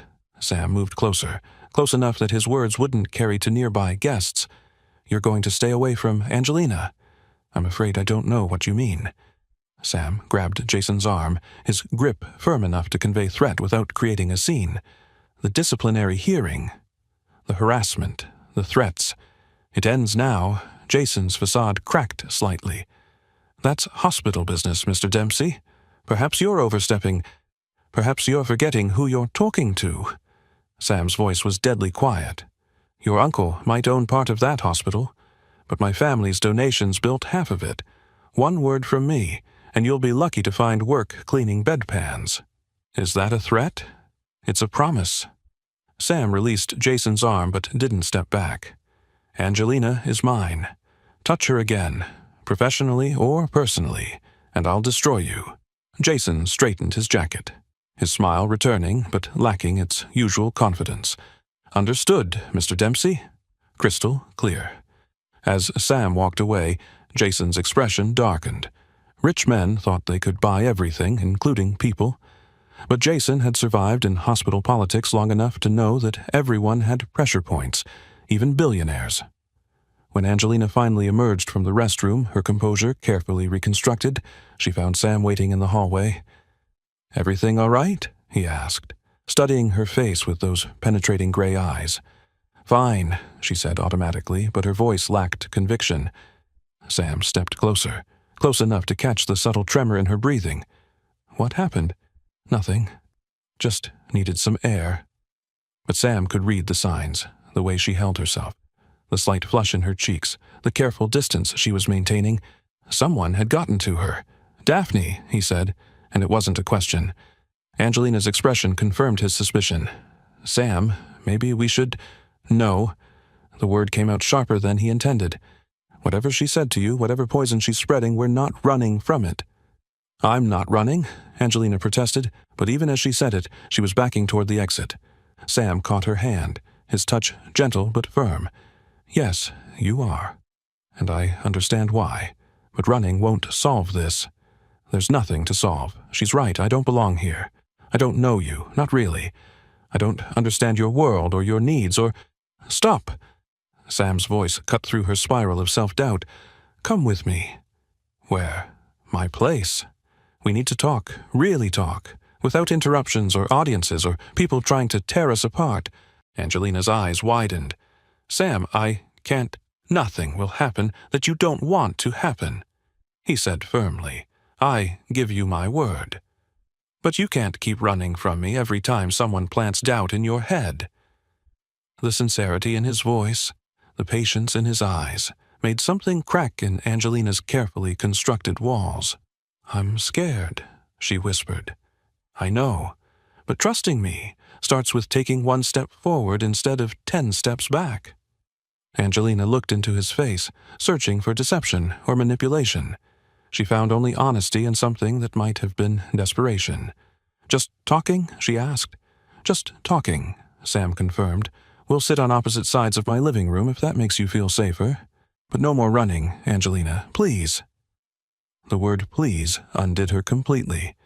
Sam Dempsey didn't beg, didn't plead, didn't show vulnerability. But here he was, asking her to trust him despite all her fears. "Okay," she whispered. As they made their way toward the exit, Sam's hand warm and steady at her back, Angelina caught a glimpse of Daphne watching from across the room. The older woman's expression was unreadable, but something cold flickered in her eyes. Whatever game was being played here, Angelina was no longer just a spectator. She was a player, whether she wanted to be or not. The question was, did she have the strength to win? Sam's penthouse felt different in the quiet aftermath of the gala. The city lights twinkled beyond the floor-to-ceiling windows, but inside the atmosphere was heavy with unspoken tension. Angelina stood near the window, still wearing the blue dress, her arms wrapped around herself in that familiar protective gesture. "Would you like some wine?" Sam asked, moving toward the kitchen. "Or tea?" "Something to help you relax. I don't think alcohol is a good idea right now," Angelina said quietly. "My nerves are already—" "Tea, then." Sam busied himself with the preparations, giving her space to process whatever Daphne had said to her. When he returned with 2 steaming cups, he settled on the opposite end of the sofa, respecting the distance she needed. They sat in silence for several minutes, the weight of unfinished conversations hanging between them. "What did she say to you?" Sam finally asked. Angelina's hands trembled slightly around her teacup. "That I don't know you, that you have particular needs, dark appetites that would be overwhelming for someone like me." Sam's jaw tightened. "And what do you think? I think she's right." The admission came out in a whisper. "I don't know you, not really, and I don't know if I'm capable of being what you need. What I need," Sam said carefully, "is honesty. From both of us. So let me start." He set down his cup and turned to face her fully. "Daphne is right about one thing. I do have particular needs, but not the kind she implied." Angelina looked up, meeting his eyes for the first time since they'd arrived. "I need to feel in control," Sam continued. "In business, in relationships, in everything. Because control means safety. Control means people can't leave you, can't hurt you, can't take everything away." His voice grew quieter, more vulnerable. "My mother died when I was 8. Cancer. I watched her fade away slowly, and there was nothing I could do to stop it. When my father—" Sam paused, the words still difficult after all these years. "When he killed himself 7 years later, I learned that the people you love most can disappear without warning." Angelina's breath caught. "Sam, I'm so sorry. My grandfather saved me, gave me purpose, taught me to channel that pain into building something lasting. But it also taught me to keep people at arm's length, to use physical intimacy as a way to feel powerful, without risking emotional connection." The confession hung in the air between them, raw and honest. "With you," Sam said, his voice barely above a whisper, "everything I thought I knew about myself is changing. You make me want things I swore I'd never want again." Angelina felt tears prick at her eyes. "What kind of things?" "Connection. Real intimacy, not just physical release. The risk of actually caring about someone more than myself." Sam's laugh was bitter. "Daphne knows that. She knows you're dangerous to the walls I've built." "I'm not dangerous to anyone," Angelina said. "I'm the one who's broken." "Tell me," Sam said gently. "Tell me what you think is broken about you." The invitation opened something inside Angelina that she'd kept locked away for years. Slowly, haltingly, she began to speak. "I see a psychiatrist," she said, the words feeling strange and exposed. "For intimacy issues. My body doesn't respond the way it should when men try to, when they want to." She took a shaky breath. "In my family, in my religion, I learned that sex was a woman's duty, not a pleasure, not a choice, just something you endured for your husband. My mother, she never loved my father. Their marriage was arranged, practical. I used to hear her crying after he visited her room." Sam's hands clenched involuntarily, but he remained silent, letting her find her words. "I learned that men take and women give, that our bodies belong to duty, not desire. And when I grew up and boys started wanting things from me, my body just shut down. It learned to protect itself the only way it knew how. By making intimacy impossible," Sam said softly. "The muscles tense up. I panic. I can't breathe. It's like my body knows something my mind doesn't, that letting someone in means getting hurt." Angelina wiped at her eyes. "Every relationship I've tried has ended the same way. Men getting frustrated, angry, telling me I'm frigid or broken or—" "You're not broken," Sam said fiercely. Your body learned to protect you from what it perceived as harm. That's not dysfunction, Angelina. That's survival. She looked at him with wonder. How do you know so much about this? Because I understand trauma responses. Because I've spent years using my body to avoid emotional intimacy, just like you've spent years using yours to avoid physical intimacy. Sam leaned forward slightly. We're both protecting ourselves, just in different ways. The parallel struck Angelina like lightning. So, what do? We trust each other, Sam said simply. We take it slow. We let your body learn that intimacy can be safe, pleasurable, chosen rather than imposed. What if I can't? What if my body won't let me? Sam's eyes held hers steadily. Then we try again, and again, until your body understands that you're in control, that you can stop any time, that pleasure is your right, not my privilege. Something shifted in Angelina's chest, a loosening of tension she'd carried for years. You really mean that? I do. But it means I have to change too. I have to learn to connect my heart to my body, to make love instead of just having sex. You'd be helping me heal just as much as I'd be helping you. Angelina set down her teacup with trembling hands. I'm scared. I know. But fear and arousal can't exist in the same space. If I can keep your attention focused on pleasure, on what feels good, your body will start to override the fear response. How? Sam stood slowly, extending his hand. Trust me? Angelina stared at his outstretched palm, remembering the last time he'd offered his hand on the dance floor at the club where she'd felt alive for the first time. That night had ended in panic too, but this felt different, safer. She placed her hand in his. Sam led her to his bedroom, but instead of the bed, he guided her to the comfortable chair near the window. He knelt before her, his position deliberately non-threatening. We start with touch, he said softly. Just touch. No goals, no expectations beyond exploring what feels good to you. His hands moved to her shoes, slipping them off her feet with gentle care. Then his fingers found the zipper of her dress. Tell me to stop any time, he said, his voice low and soothing. This is about your comfort, your pace, your choice. Angelina nodded, her breath coming faster but not with panic, with anticipation. Sam eased the dress from her shoulders, his movements slow and reverent. She sat before him in her navy lace lingerie, feeling vulnerable but not ashamed. You're beautiful, he whispered, his hands tracing the curve of her shoulders, the line of her collarbone. Your body is perfect exactly as it is.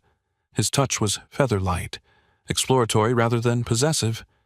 He mapped the sensitive skin of her neck, the hollow of her throat, the gentle slope of her shoulders. Each caress was a question, and Angelina found herself relaxing into the sensations. How does this feel? Sam asked, his fingers tracing the edge of her bra. Good, she breathed. Different. Like my body belongs to me instead of being something that betrays me. It does belong to you, Sam said firmly. Every response, every sensation, every choice. It's all yours. As his hands continued their patient exploration, Angelina felt heat beginning to build low in her belly. Not the sharp panic she was used to, but a slow, warm unfurling of desire. Sam, she whispered, her voice catching. I'm here, he said. Stay with me. Focus on how this feels, not on what might happen next. His lips followed the path his hands had traced, pressing soft kisses to her throat, her shoulders, the upper curve of her breasts. Angelina's breathing deepened, her body beginning to arch toward his touch instead of away from it.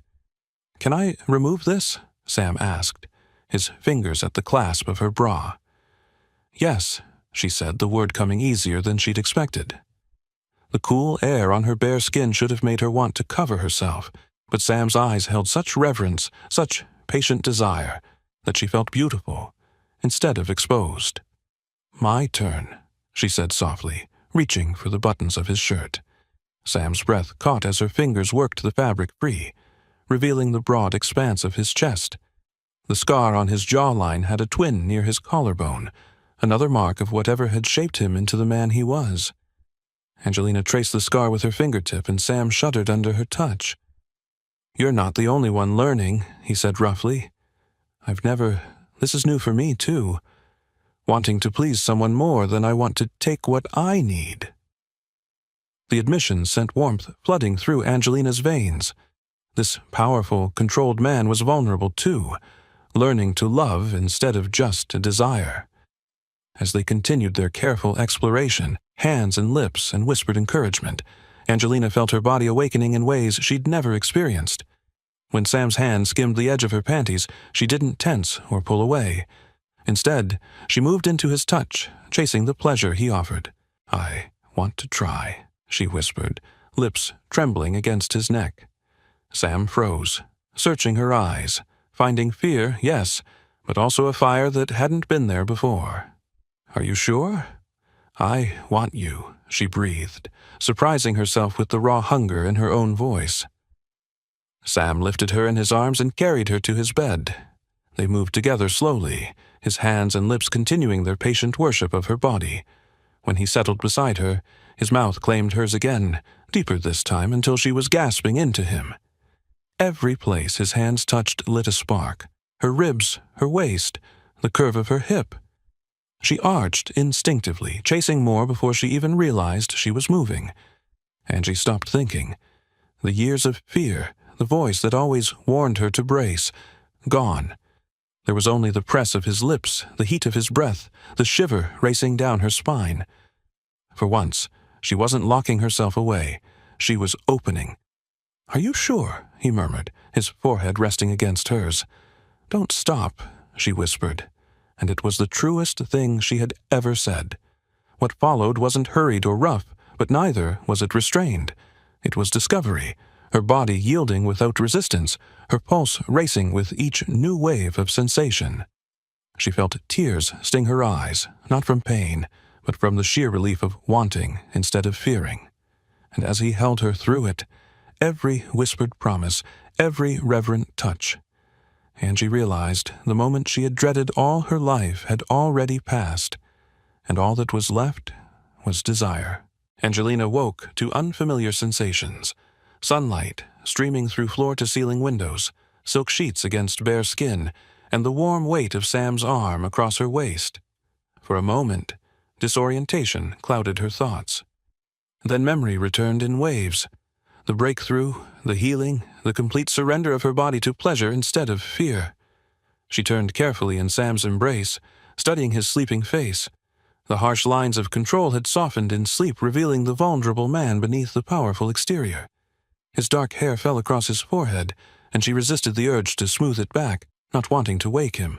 "You're staring," Sam murmured without opening his eyes, a smile playing at his lips. Heat flooded Angelina's cheeks. "I was just thinking." "About what?" His gray eyes opened, immediately alert and focused on her. "About how different everything feels," she said honestly, "like I've been asleep my whole life and you woke me up." Sam's expression grew tender. His hand traced the curve of her shoulder, sending shivers through her.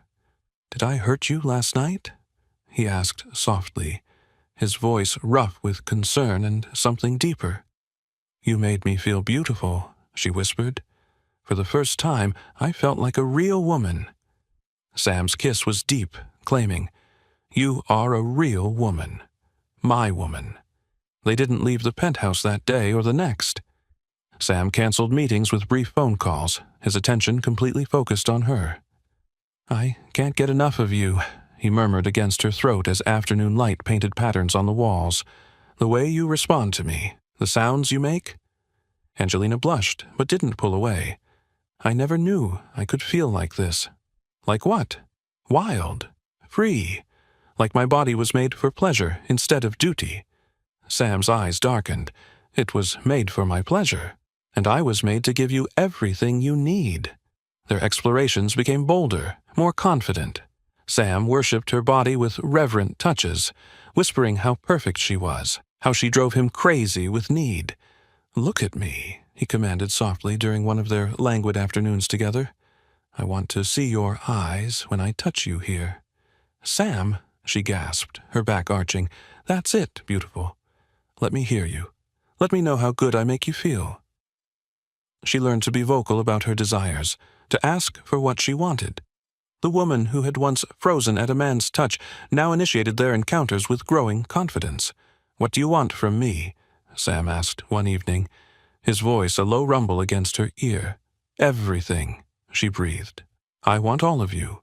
Forever." The words settled something deep in her chest. This wasn't about being good enough or meeting expectations. This was about connection, about choosing intimacy instead of having it imposed.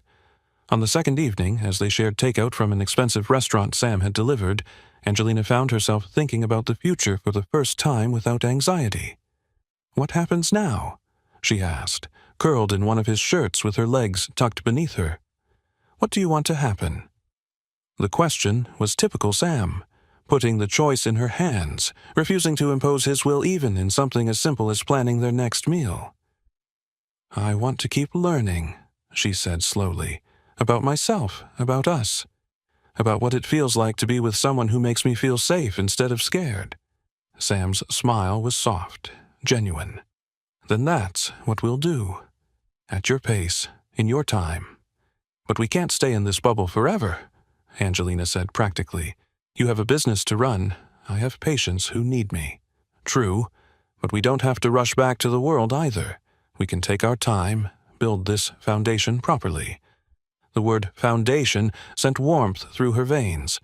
It implied permanence, something built to last rather than a temporary escape from reality. The return to normal life had been easier than Angelina expected. At the hospital, she moved with new confidence, her posture straighter, her voice stronger when dealing with difficult patients or demanding doctors. Lucy noticed immediately. "You look different," her friend observed during a lunch break. "Happier. More settled in yourself." "I feel different," Angelina admitted. "It shows. Jason's been giving you a wide berth lately, too." Angelina glanced around the break room, but Jason was nowhere to be seen. In fact, she realized she'd barely encountered him in the past week. "Sam had a conversation with him," she said quietly. Lucy's eyebrows rose. "What kind of conversation?" "The kind that ensures he understands the consequences of continued harassment." "Good." Lucy's smile was fierce. "About time someone put that bastard in his place." Their relationship had settled into a comfortable rhythm. Sam picked her up most evenings, and she spent weekends at his penthouse. They'd fallen into domestic routines that felt natural, cooking together, reading in companionable silence, exploring the city when Angelina expressed interest in places she'd never been. The physical aspects of their relationship continued to deepen. Angelina's body had fully embraced its capacity for pleasure, and she found herself initiating intimacy as often as Sam did. The fears that had ruled her for so long seemed like distant memories, replaced by confidence in her own desires and trust in Sam's patient guidance. It was a Tuesday evening when Sam suggested visiting his grandfather. "I'd like him to really get to know you," he said, as they drove through the familiar Cleveland streets. "Not just as his nurse, but as the woman I love." The words hung in the air between them. They'd been dancing around the declaration for weeks, showing it through actions rather than stating it directly. "I love you too," Angelina said softly. Sam pulled the car over, turned to face her fully. "Say it again. I love you, Sam Dempsey." His kiss was thorough, claiming, full of promises for their future. At the mansion, Andrew greeted them with knowing eyes and a warm smile.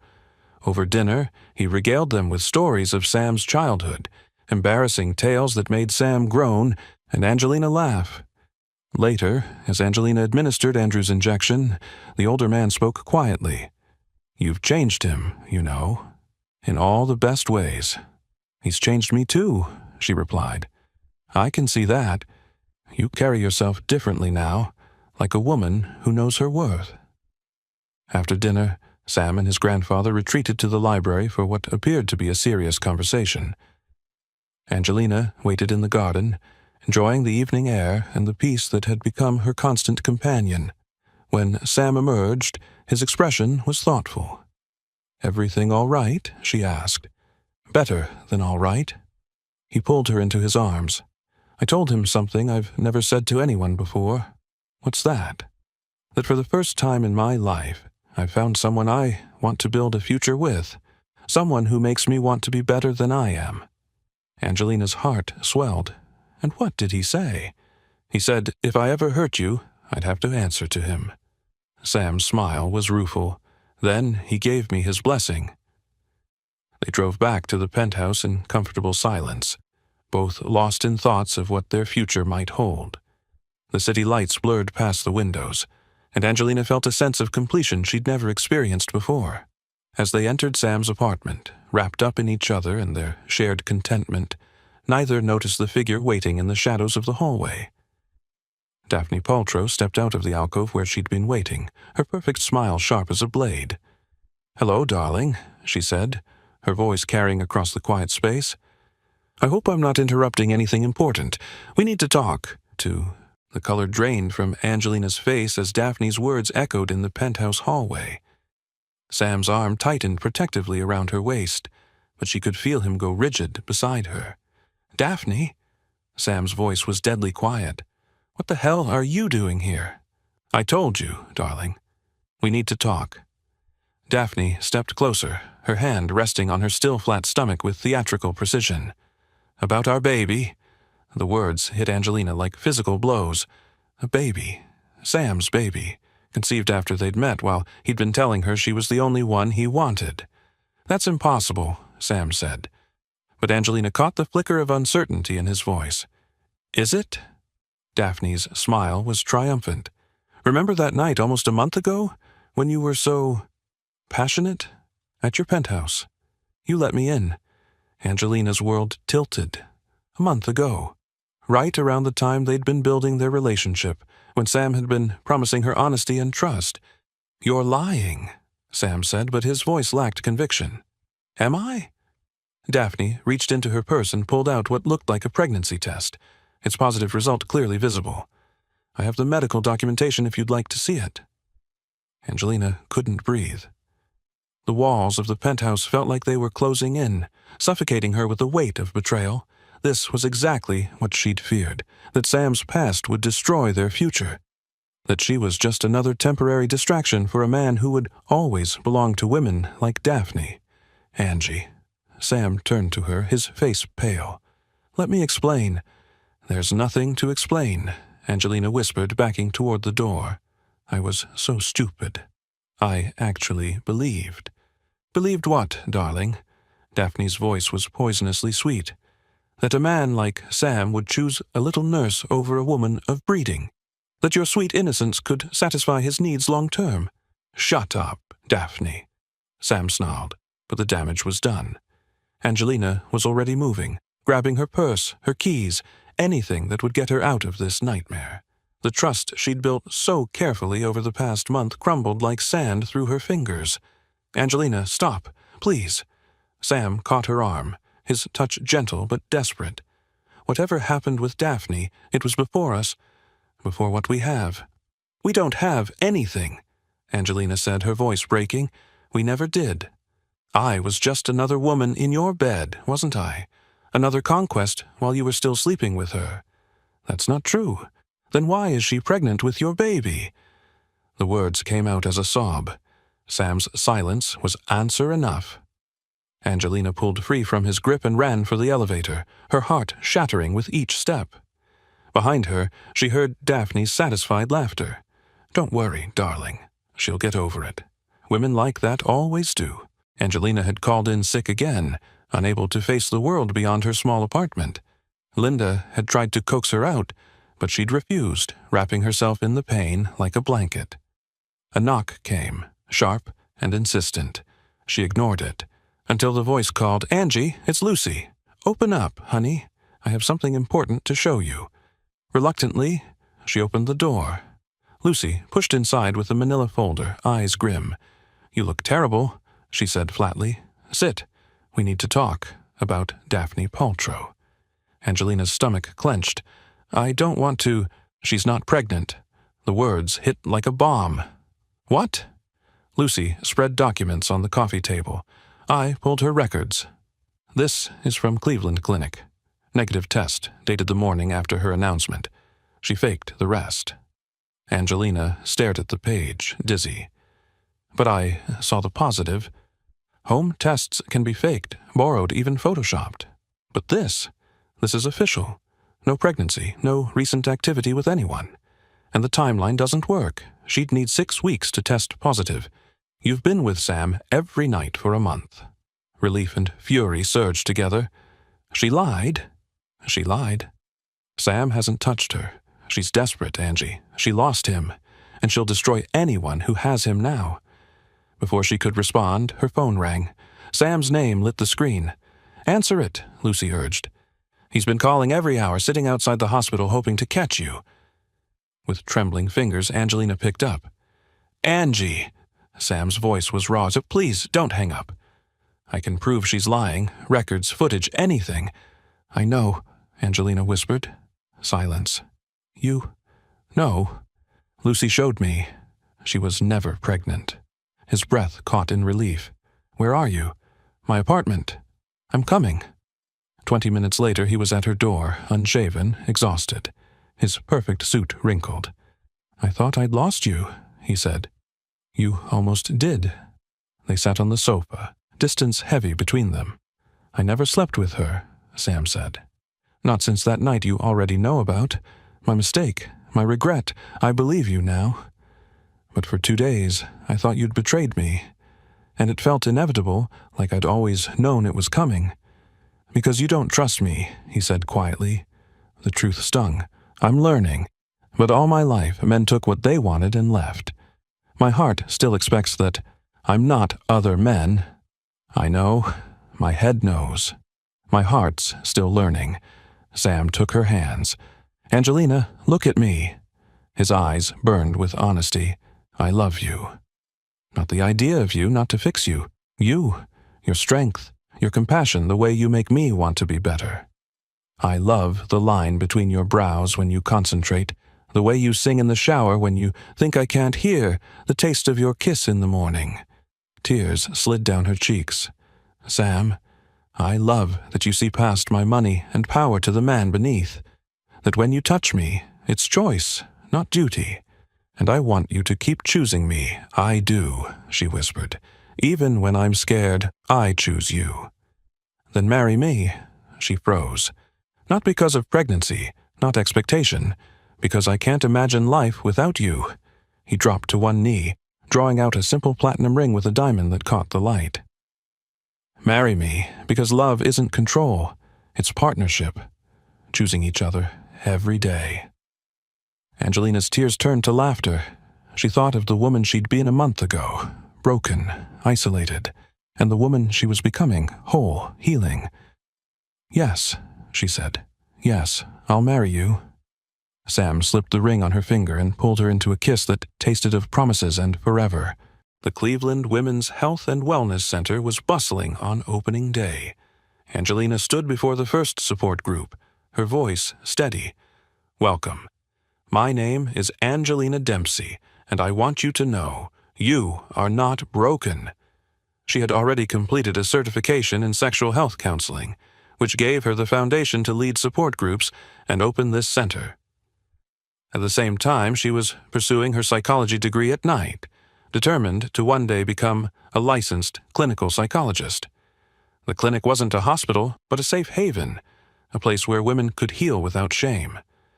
After the session, Sam was waiting in her office with white roses. "How was it?" "Perfect. Scary and wonderful, and exactly what I meant to do." He kissed her temple. "My brilliant, strong, beautiful wife, changing the world one woman at a time." The word wife still thrilled her. By the time she completed her certification months later, she and Sam had already married in an intimate ceremony, Andrew officiating, Lucy as her maid of honor, and Linda beaming proudly at her side. Driving home that evening, Angelina thought about how much had changed. Daphne had slipped quietly out of Cleveland, her lies exposed. Jason had been transferred, his influence broken. And she herself had transformed, from a woman who once ran from intimacy into one who embraced her calling, her body, and her future. "What are you thinking?" Sam asked, watching her smile.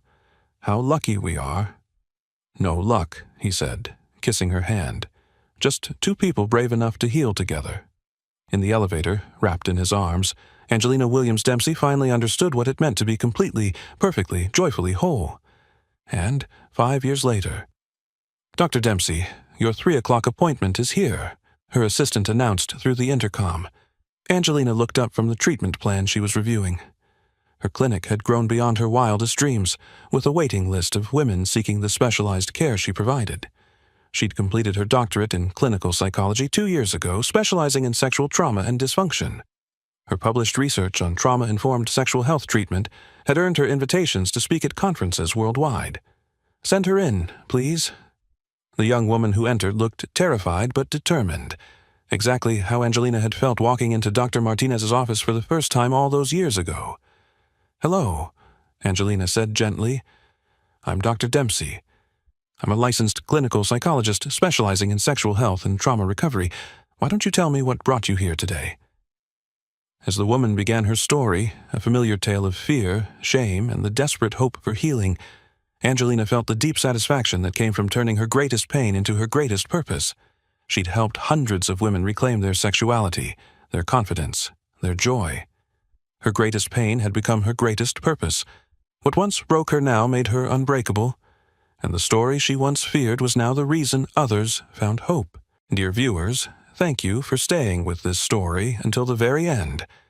Now, I want to ask you, what once broke you, but now made you unbreakable? Please share your answer in the comments. I'll be reading every single one. And if this story touched you, don't forget to like, subscribe, and join us for the next story.